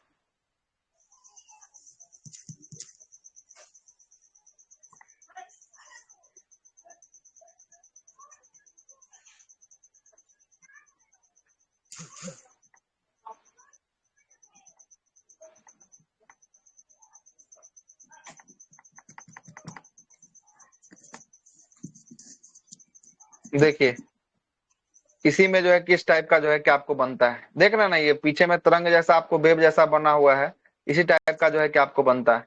इसमें और फोटो दिख ही नहीं रहा है, हाँ यहाँ देखिए, है ना, ये दिख रहा है। Yes sir. यही जो है कि आपको शंकुकार एक वेव बन जाता है, इसे ही जो है कि आपको बूम कहते हैं, है ना, शंकु बूम के नाम से जो है कि आपको जानते हैं, है ना, शॉक वेव के नाम से जो है कि इसको जानते हैं। चलिए आगे चलते हैं। आगे देखिएगा, मैक संख्या कैसे निकाला जाता है। तो मैक संख्या को निकालने के लिए किसी वस्तु के चाल, है ना, किसी माध्यम में वस्तु की चाल को, है ना, उस माध्यम में ध्वनि की चाल से जो है कि आपको डिवाइड कर देते हैं, तो क्या निकल के सामने आ जाता है, तो हमको निकल के सामने आ जाता है मैक संख्या जो है कि निकल के सामने आ जाता है। किसी माध्यम में वस्तु की चाल, जो माध्यम में है उस माध्यम में वस्तु की चाल बटा में उसी माध्यम में किसकी चाल, उसी माध्यम में ध्वनि की चाल अगर कर देंगे तो क्या बन के आ जाएगा सामने, तो हमें मैक संख्या जो है कि आपको प्राप्त हो जाएगी। यहाँ से एक न्यूमेरिकल भी सवाल देखिए बना ही दीजिए। एक वस्तु की चाल 666 मीटर पर सेकेंड है तो उसकी मैक संख्या क्या होगी। तो 666 मीटर पर सेकेंड है, कुछ नहीं बोला है, तो कुछ नहीं बोला है तो वायु मानना है। क्या मानना है, कुछ नहीं बोला है तो वायु मानना है। तो देखिएगा मैक का फॉर्मूला क्या है, तो किसी माध्यम में वस्तु की चाल, तो वस्तु की चाल कितना दिया है, 666 दिया, 664 दिया है क्या, 64। आज जो है कि वायु में वस्तु की चाल कितना होता, 332 मीटर पर सेकेंड था कि नहीं। Yes sir. तो इसको डिवाइड करिए तो कितना मैक हो जाएगा, 2 मैक हो जाएगा क्या, 2 मैक हो जाएगा। वही जो है कि आपको निकालना है। देखिएगा अब जो है कि दूसरा न्यूमेरिकल क्या है, किसी वस्तु की चाल कम से कम कितनी रखी जाए कि वह जो है कि वस्तु कैसा हो जाए, हाइपरसोनिक जो है कि मिसाइल हो जाए। मतलब हाइपरसोनिक का कहने का मतलब कितना मैक होना चाहिए उसका, 5 मैक होना चाहिए। क्या 5 मैक होगा तभी ना हाइपरसोनिक होगा। तो 5 मैक निकालने के लिए हम उसकी चाल हमको पता नहीं है कितना रखना है, तो चाल नहीं पता है, हमको पता है एम पता है। तो एम बराबर जो है कि आपको क्या है फॉर्मूला देखिए, तो एम बराबर वी बाई सी था, एम बराबर V by C, V by C था ना।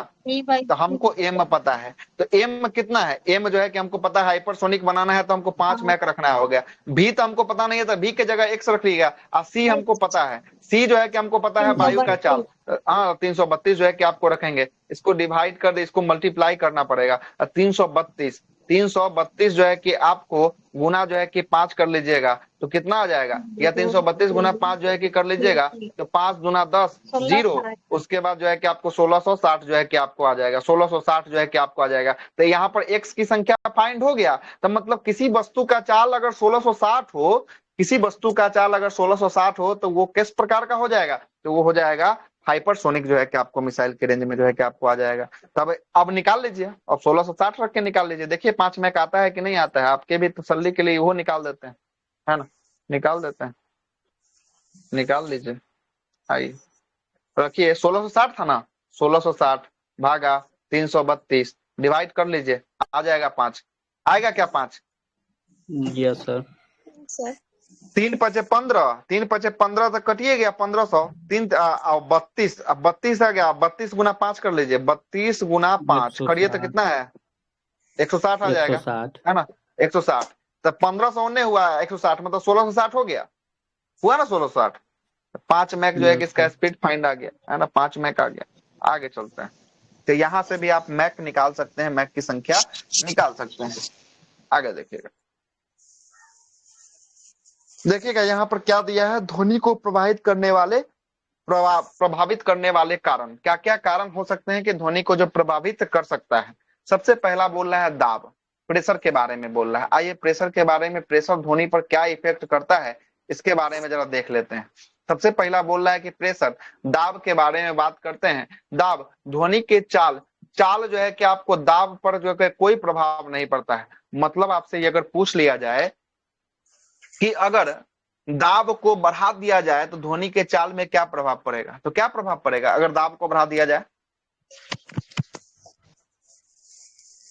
कोई प्रभाव नहीं पड़ेगा, कोई प्रभाव नहीं पड़ेगा। यहाँ पर साफ साफ लिखा है कि ध्वनि के चाल पर दाब का कोई प्रभाव नहीं पड़ता है। मतलब प्रेशर को घटाइए, बढ़ाइए, कम कर दीजिए, उससे कोई मतलब नहीं है। ध्वनि जिस चाल से चल रही थी उसी चाल से जो है कि आपको चलती रहेगी। मतलब यहाँ प्रेशर के साथ कोई रिलेशन बना रहा है क्या ध्वनि, यहाँ प्रेशर के साथ कोई रिलेशन ध्वनि का नहीं बन रहा है। प्रेशर को घटाने बढ़ाने से ध्वनि पर कोई प्रभाव नहीं पड़ने वाला है। ये साफ साफ सवाल पूछता है। दूसरा बोल रहा है, क्या बोल रहा है, दूसरा बोल रहा है घनत्व या प्रत्यास्था, है ना, इलास्टिसिटी और डेंसिटी पर ध्वनि का क्या प्रभाव पड़ता है, जरा इसको भी सुन लीजिएगा।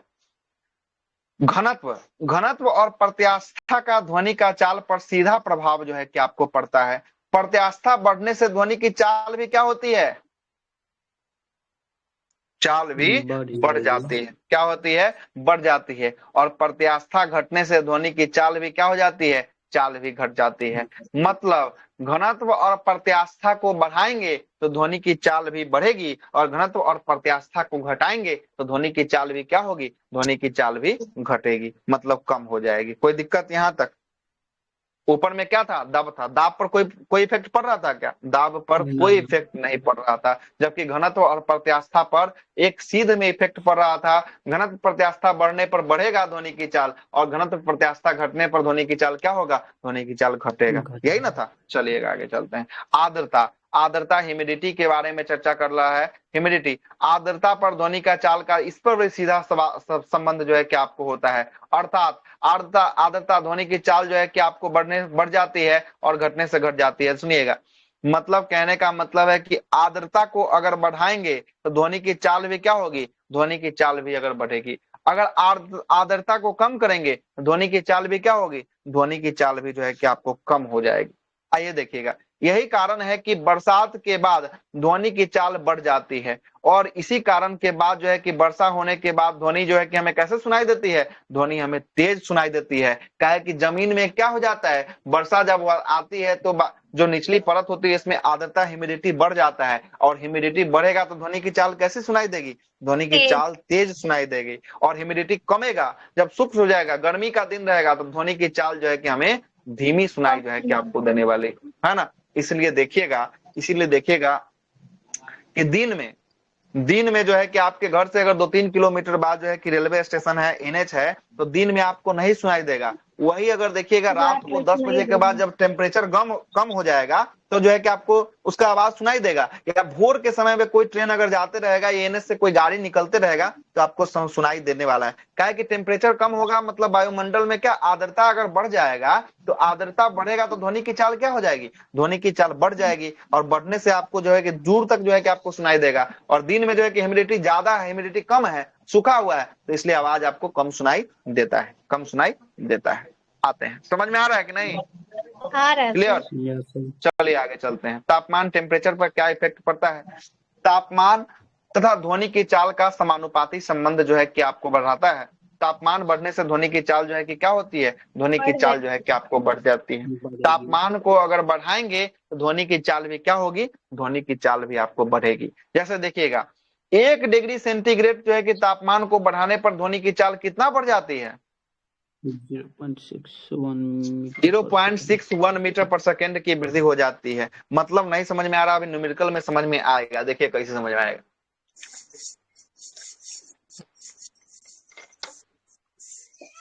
1 डिग्री सेल्सियस जो है कि अगर बढ़ाएंगे तो कितना चाल बढ़ रहा है, 0.61 मीटर। 0.61 मीटर पर सेकेंड जो है कि आपको चाल बढ़ रहा है। तो यहीं से एक सवाल निकाल दिया है। सवाल क्या निकाला है, सुनिएगा। सवाल निकाला है कि 15 डिग्री सेंटीग्रेड पर ध्वनि की चाल कितना है, 340 मीटर पर सेकेंड है। कितना पर बता रहा है, 340, 15 डिग्री पर ना। 15 डिग्री पर। तो बोल रहा है कि 65 डिग्री पर टेम्परेचर क्या होगा, 65 डिग्री पर ध्वनि की चाल क्या होगा। तो देखिएगा, 15 से गया है 65, 15 से कितना गया है, 15 से गया है 65 गया है। देखिए तो 15 से 65 जाने में कितना का अंतर दिख रहा है, 50 का अंतर दिख रहा है क्या, 50। Yes sir. 50 का अंतर दिख रहा होगा, 50 डिग्री सेंटीग्रेड का अंतर दिख रहा होगा। मतलब 15 था तो इसका 340 हुआ, तो 65 होगा तो कितना होगा, यही ना बोल रहा है सवाल, है ना, यही ना बोल रहा है। तो आपको पता है कि 1 डिग्री सेंटीग्रेड अगर हम टेम्परेचर को बढ़ाएंगे तो कितना चाल बढ़ेगा, 0.61 मीटर पर सेकेंड बढ़ेगा क्या, बढ़ेगा, यस सर। 0.61 मीटर पर सेकेंड बढ़ेगा ना चाल। तो अब जो है कि आपको निकालना है, तो कितना का अंतर निकल गया दोनों के बीच में, दोनों के बीच में 50 का अंतर जो है कि आपको निकल गया। तो 50 गुना करिए 0.61 कीजिएगा, तो यही लगभग जो है कि आपको 30.5 आएगा, या 30.5 आएगा। तो इसको 31 में मान के ले लीजिए। तो आपको पहले देखिए कितना था, पहले देखिए तो कितना था, 340 था क्या, 15 पर कितना था, 340 मीटर पर 340 था। वही 65 पर जोड़ेंगे तो 31 में जोड़ दीजिए, 31 जोड़ दीजिए, 31 है ना निकल के आया था। हाँ 31 जोड़ दीजिए, कितना हो जाएगा, 371 जो है कि आपको हो जाएगा। कितना हो जाएगा, 371। देखिए तो यही आया है क्या, हाँ यही तो लिया है। ध्वनि की चाल जो है कि 31 जोड़ के जो है कितना निकाल दिया, 371 मीटर पर सेकेंड जो है कि आपको निकल दी। ठीक है, निकल जाएगा। एक सवाल यहीं पर लिखें, रुकिए लिखते हैं यहीं पर, निकालिए फिर।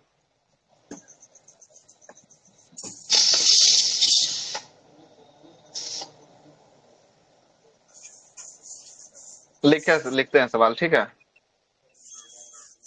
20 डिग्री सेंटीग्रेड पर ध्वनि की चाल है 350 मीटर पर सेकेंड, ठीक है।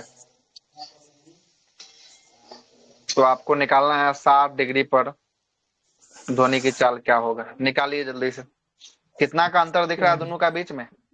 40 का अंतर दिख रहा है। 40 गुने कितना करिएगा? 0.61। 61। हाँ, गुना कर लीजिए। 25 होगा, 25 सर बढ़ेगा। 25 350 और 25 375। हाँ, तो 40 गुना जो है कि अगर 0.61 करेंगे तो यही लगभग 24.4 आएगा। कितना आएगा? 24.4 आएगा। तो मतलब मोटा मोटी जो है कि 24 जोड़िए, नहीं तो 25 जोड़िए। तो 25 से जोड़ के निकाल लीजिए। 25 जोड़िएगा तो 350 पहले है, अब जो है कितना हो जाएगा? तो 25 जोड़िएगा तो 375 आ जाएगा। आ जाएगा ना 375? हो जाएगा, कोई दिक्कत नहीं। चलिए अब आगे चलते हैं। इसी से भी जो है कि आप निकाल सकते थे, न्यूमेरिकल सवाल को जो है कि यहाँ से फाइंड कर सकते थे आप, ठीक ना, कर सकते थे। आगे चलते हैं। अगला देखिएगा, ध्वनि तरंग का क्या बोला है? ध्वनि तरंग का परावर्तन जो है कि आपको बोला है। क्या बोला है? ध्वनि तरंग का परावर्तन। आइए देखते हैं ध्वनि तरंग का परावर्तन क्या है। सर इसको एक बार फिर से रिफ्लेक्शन ऑफ साउंड। हेलो। इसमें नहीं समझ में आया आपको? नहीं ये तो सर। आसान चीज है। कहाँ नहीं समझ में आया सो बताइए, नया क्वेश्चन बता दें। हाँ सर। अच्छा, नया क्वेश्चन बता देता है, सुनिए। नया, ये तो बहुत आसान है, तो कुछ दिया ही नहीं है तो सीधे से करना है काम, है ना। देखिए, आपको सब कुछ यहाँ डेटा एक बार फिर से लिख देते हैं, देख लीजिए नहीं समझ में आया तो। देखिए, बोल रहा है कि 20 डिग्री सेंटीग्रेड अगर टेम्परेचर है तो ध्वनि की चाल 360 मीटर पर सेकेंड है। कोई दिक्कत है? क्वेश्चन में बोल रहा है, ठीक है, कोई दिक्कत नहीं। अब बोल रहा है कि हमको यहाँ नहीं फाइंड करना है, हमको आप बताइए कि अगर 20 से हम अगर 70 चले जाते हैं तो ध्वनि की चाल में क्या इफेक्ट पड़ेगा। मतलब आपका 20 पर दिया है, 20 पर ध्वनि की चाल कितना दिया है आपको? 20 पर 360 दिया है। कहाँ का बोल रहा है आपसे? पूछ कितना का रहा है? 70 पर पूछ रहा है ना। अच्छा, 70 तो 20 से अगर 70 जाएगा तो कितना का अंतर आपको दिख रहा है? 20 से 70 जाने पर 50 का अंतर दिख रहा है।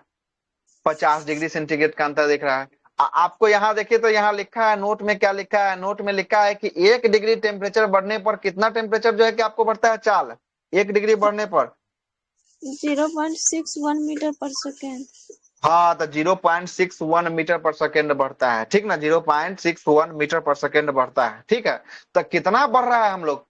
20 से जा रहे हैं 70, कितना का अंतर हो रहा है? 50 का अंतर हो रहा है क्या?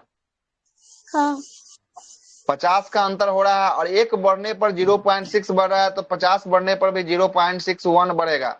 इसको गुना कर लीजिएगा तो ये गुना करके आपको निकल के आएगा 30 दशमलव कितना आएगा? 30.5 आएगा। कितना आएगा? अब गुना करने नहीं आता तो ये हम थोड़ी ना बताएंगे। इसको 50 से जब 0.61 को कीजिएगा तो 30 दशमलव कितना आएगा? 5 आएगा। तो 30.5 आएगा तो इसको 31 मान लीजिए। तो 31 मान लीजिए तो 20 पर चल रहा था 360 मीटर पर सेकेंड पर, तो इसमें 31 जोड़ देंगे ना तो कितना हो जाएगा? 391 हो जाएगा क्या 31 जोड़ने पर? समझ आ गया सर।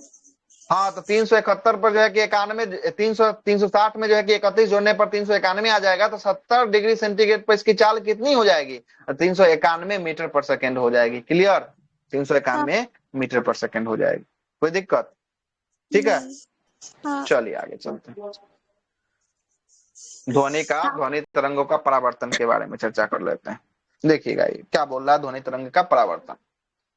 देखिएगा, जब ध्वनि तरंग दो भिन्न भिन्न जो है कि आपको दो भिन्न माध्यमों से, है ना, माध्यमों के माध्य से जो है कि आपको स्थित किसी पूर्णता दीर्घ अथवा अपेक्षाकृत कम दीर्घ सीमा से टकराती है तो ध्वनि तरंग के कुछ भाग जो है कि प्रारंभिक माध्यम में वापस लौट जाती है, कुछ भाग उसी सीमा पर जो है कि अवशोषित हो जाती है, अवशोषित कर ली जाती है, और इसी को ही क्या कहते हैं? इसी को परावर्तन कहते हैं।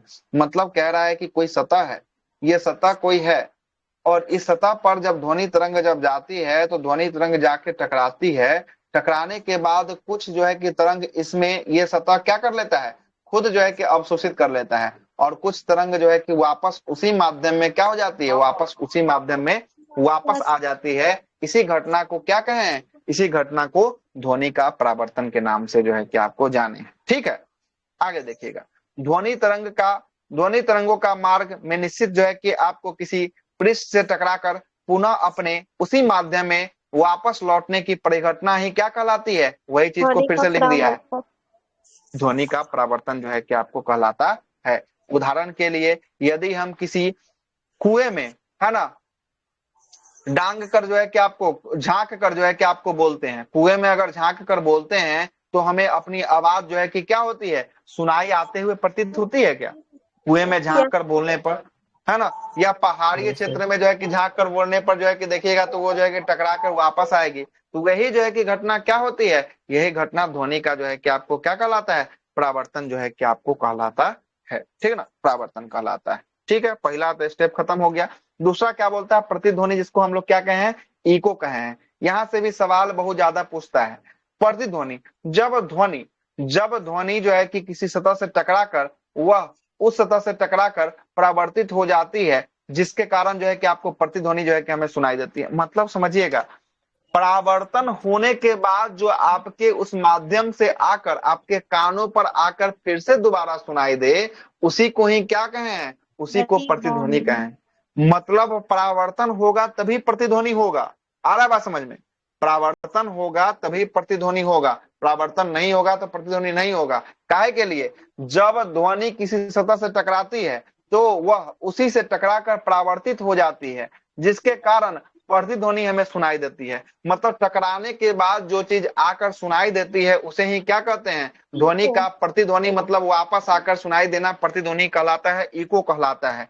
और इको के लिए सबसे बेस्ट दूरी क्या माना गया है, इको के लिए सबसे बेस्ट दूरी माना गया है 16.6 मीटर या 17 मीटर माना गया। कितना माना गया है, 16.6 या 17 मीटर जो है कि आपको माना गया है। लेकिन आपसे अगर पूछ दे कि कान पर ध्वनि का प्रभाव कितना सेकंड तक रहता है, ये वाला सवाल आया है, 1/10, 1/10 सेकेंड को जो है कि आपको ई जो है कि नहीं पूछ के, ई जो है कि बिहार पुलिस में पूछ लिया है, कितना 0.1 सेकेंड जो है कि आपको रहता है। कितना सेकेंड, 1/10 सेकेंड। किनके तरफ से आवाज आया जी,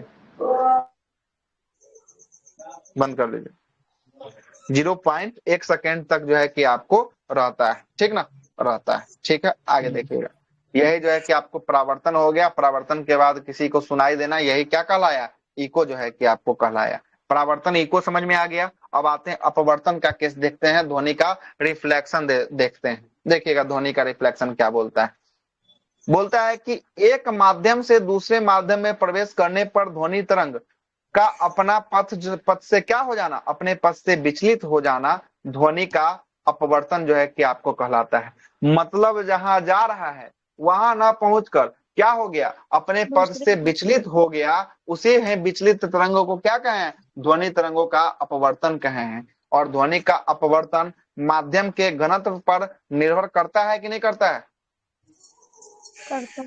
करता है जी। हाँ, इसके घनत्व पर जो है कि आपको निर्भर जो है कि आपको करता है। इसलिए विभिन्न माध्यमों में ध्वनि तरंगों का चाल जो है कि आपको क्या होता है, माध्यमों में भिन्न भिन्न होता है ना। कहे कि देखते हैं हवा में कुछ अलग है, तेल में कुछ अलग है, जल में अलग है, लोहा में अलग, एल्युमिनियम में अलग, सब में अलग अलग होता है। मतलब उसके डेंसिटी घनत्व पर क्या करता है, निर्भर करता है। और इसके अतिरिक्त दोनों माध्यमों के ताप में भिन्नता के कारण भी ध्वनि का अपवर्तन भिन्न भिन्न होता है। तापमान में अगर भिन्नता आएगा तो ध्वनि के तरंगों में भी क्या आएगा, भिन्नता जो है कि आपको आने लगेगा, है ना, भिन्नता जो है कि आपको आने लगेगा। उदाहरण के लिए दिन की अपेक्षा रात में अत्यधिक जो है कि दूर तक जो है कि आपको सुनाई देती है। किस लिए, यही जो है कि आपको किसके कारण, तो ये अपवर्तन के कारण जो है कि आपको ऐसा होता है ना, ऐसा होता है। आइएगा, ध्वनि तरंगों का क्या है, विवर्तन जो है कि आपको होने वाला है ना, डिफ्रैक्शन ऑफ साउंड।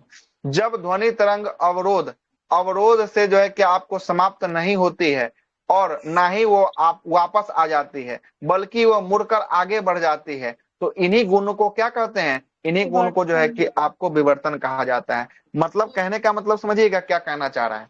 कहना चाह रहा है कि विवर्तन तब होगा जब ध्वनि तरंग जाएगी और जाकर किसी चीज से टकराएगी, टकराकर वो वापस आ जाएगी तो कौन सी घटना होगी? वापस आएगी तो परावर्तन की घटना होगी।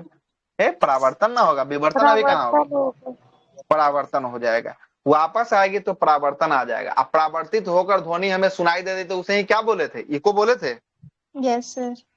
इको बोले थे। यहाँ पर वो केस नहीं हो रहा है। यहाँ पर बोल रहा है कि ध्वनि तरंग अवरोध से जाकर जो है कि आपको जाकर समाप्त नहीं होती है, टकराने के बाद जो है कि समाप्त नहीं होती है, और ना ही वो वापस लौट आती है, ना वो समाप्त हो रही है, ना वो वापस लौट आ रही है, बल्कि मुड़कर ये आगे किसी दिशा में आगे बढ़ जा रही है। तो आगे बढ़कर किसी दिशा में और ये आगे बढ़ जा रही है, इसी गुण को क्या कहें? इसी गुण को ध्वनि का विवर्तन के नाम से जो है कि आपको जाने हैं। किसके नाम से? विवर्तन के नाम से जाने हैं। और विवर्तन का कारण ही हम जो है कि दूसरे कमरे में बैठे किसी व्यक्ति को क्या कर सकते हैं?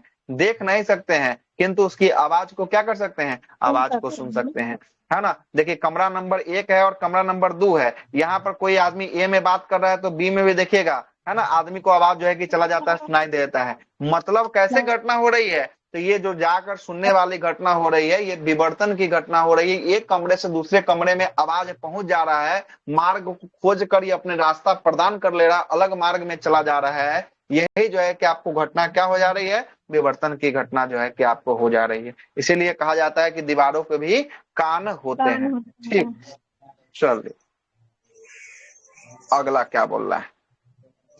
अगला बोल रहा है अनुरणन की बात कर रहा है, रिवाइब्रेशन की बात कर रहा है। क्या होता है रिवाइब्रेशन? इसको भी जरा देखिएगा। अनुरणन की बात कर रहा है, रिवाइब्रेशन क्या होता है? सिनेमा घर गए होंगे या हॉल आदि, ध्वनि स्रोतों को बंद होने के पश्चात भी ध्वनि कुछ देर तक जो है कि हमें सुनाई देती रहती है। जब ध्वनि बंद भी हो जाएगा तभी कुछ देर तक क्या होता है? ध्वनि हमें सुनाई जो है कि आपको देती है। इसे ही क्या कहते हैं? इसे ही अनुरण जो है कि आपको कहते हैं। जैसे एक बार नाम जो है कि आपको बोलिएगा तो राम जो है कि बार बार रिपीट होगा। यही कैसी घटना करा? अनुरण की घटना जो है कि आपको कहलाती है। अनुरण सुनने में बाधा न हो इसलिए जो है कि हॉल के दीवारों पर हम लोग जो है कि खुरदुरे बनाते हैं। कभी हॉल में गए होंगे तो इसका दीवार देखिएगा तो चिकना नहीं रहता है, खुरदुरा बनाया रहता है, या प्लास्टर किया रहता है, या जो है कि उस पर एक पर्दा लगा दिया जाता है, या फोम लगा दिया जाता है। मतलब उसके दीवार को सीधा नहीं छोड़ा जाता है, क्या कि सीधा छोड़ेगा तो वही जो है कि अनुरण की घटना होने लगेगी, बार बार वही सब आवाज जो है कि सुनाई देने लगेगा। इसलिए उस पर गद्दा इत्यादि लगाकर उसके जो है कि आपको बना दिया जाता है कि ऐसी घटना ना हो। और यह ध्वनि को क्या कर दे? ध्वनि को अवशोषक पटल पर आदि पर लगाए जाते हैं ताकि वो अतिरिक्त ध्वनि को क्या कर लेगा? अतिरिक्त ध्वनि को जो है कि आपको अवशोषित कर लेगा। या ऐसी घटना आप भी देखे होंगे जब कौन चिल्ला रहा है इतना जोर से, है ना।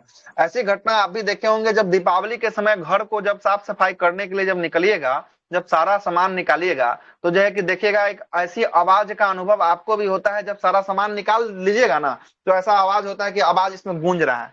होता है ऐसा अनुभव? है ना। और वही सारा सामान अगर जो है कि आपको भर दिया जाए फिर से घर में तो आप अनुरण की घटना जो है कि नहीं देखेगा। ऐसा लगेगा कि हम जो बोल रहे हैं इतना ही दूर में अवशोषित जो है कि आपको जाकर समाप्त हो जा रहा है। और ऐसे लगेगा वाइब्रेशन की घटना जो है कि आपको होती है। तो यही अनुरण की घटना जो है कि आपको हुई है। ठीक है, अगला क्या बोल रहा है? अनुनाद बोल रहा है। रेजोनेंस क्या होता है देखिएगा। किसी कंपन कर रही वस्तु पर उसकी आवृत्ति या फ्रीक्वेंसी का बाह्य बल उसकी आवृत्ति का बाह्य बल लगाया जाए तो उसमें कंपन का आयाम जो है कि क्या हो जाएगा? अधिक जो है कि आपको बढ़ जाता है। और इसे ही क्या कहते हैं? इसे ही अनुनाद कहते हैं। फिर से समझिएगा, कोई कंपन कर रही एक वस्तु है और उसकी आवृत्ति पर एक कोई बाह्य बल लगा दिया जाए, है ना। उसकी आवृत्ति जो कंपन कर रही है उसकी आवृत्ति पर एक बाह्य बल लगा दिया जाए तो उसके कंपन के आयाम जो है कि क्या हो जाए? आयाम जो है कि उसका अधिक हो जाएगा। इसी आयाम अधिक होने के घटना को क्या कहें? इसी आयाम अधिक होने के घटना को अनुनाद जो है कि आपको कहे हैं। और उदाहरण के लिए बिजली और जो है कि कड़कड़ाहट, बिजली और कड़कड़ाहट के दौरान कांच की खिड़कियां जो है कि आपको क्या होती है? कंपन से जो है कि आपको कंपन जो है कि आपको करने लगती है। या देखिएगा, है ना, जब बिजली जो है कि आपको बजेगा ना, ठनका जब गिरता है तो जो कांच का खिड़की होता है वो क्या करने लगता है? कंपन करने लगता है। देखें, या कभी कभी हाई जो है कि आपको साउंड बॉक्स अगर कोई आमने सामने अगर बजा दिया जाए तो वो भी जो है कि वाइब्रेशन करने लगता है, खिड़की जो है कि आपको कांच का जो होगा वो करने लगेगा। यही घटना क्या कहलाती है? यही घटना जो है कि अनुनाद जो है कि आपको कहलाती है। और इसी घटना के कारण एक सैनिकों को क्या कहा जाता है? कदम चाल में एक पुल को पार करने के लिए नहीं बोला जाता है कि कदम ताल करेगा तो क्या होगी? वाइब्रेशन की घटना होगी, अनुनाद की घटना होगी, जिससे क्या होगा? पुल जो है कि ध्वस्त हो सकता है, जिसके कारण ऐसा नहीं करने दिया जाता है। देखिएगा यहाँ लिखा है, सैनिकों को पुल पार करते समय कदम ताल करने नहीं दिया जाता है, क्योंकि यह अनुनाद उत्पन्न होगा तो पुल क्या हो जाएगा? पुल जो है कि आपको क्षतिग्रस्त हो जाएगा, क्षतिग्रस्त होने वाला है। अगला क्या देख रहे हैं आप? अगला है आपका डफलर प्रभाव जो है कि आपको होने वाला है। कौन सा प्रभाव है? डॉप्लर का डफलर प्रभाव, डफलर इफेक्ट होने वाला है। आइए देखते हैं डफलर इफेक्ट को क्या बोल रहा है। डफलर इफेक्ट,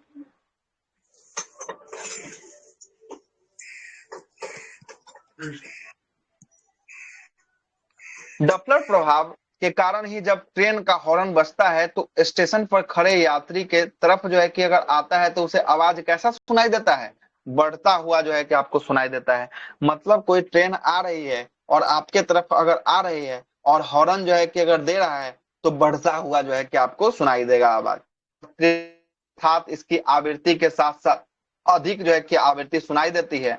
और वही अगर विपरीत ट्रेन दूर जा रही होती है तो इसकी आवाज जो है कि कैसी सुनाई देती है? तो इसकी आवाज जो है कि आपको घटती हुई सुनाई देती है। ये घटना क्या कहलाता है? तो यही घटना जो होता है ये डॉप्लर इफेक्ट के कारण ये घटना जो है कि ऐसी घट पाती है।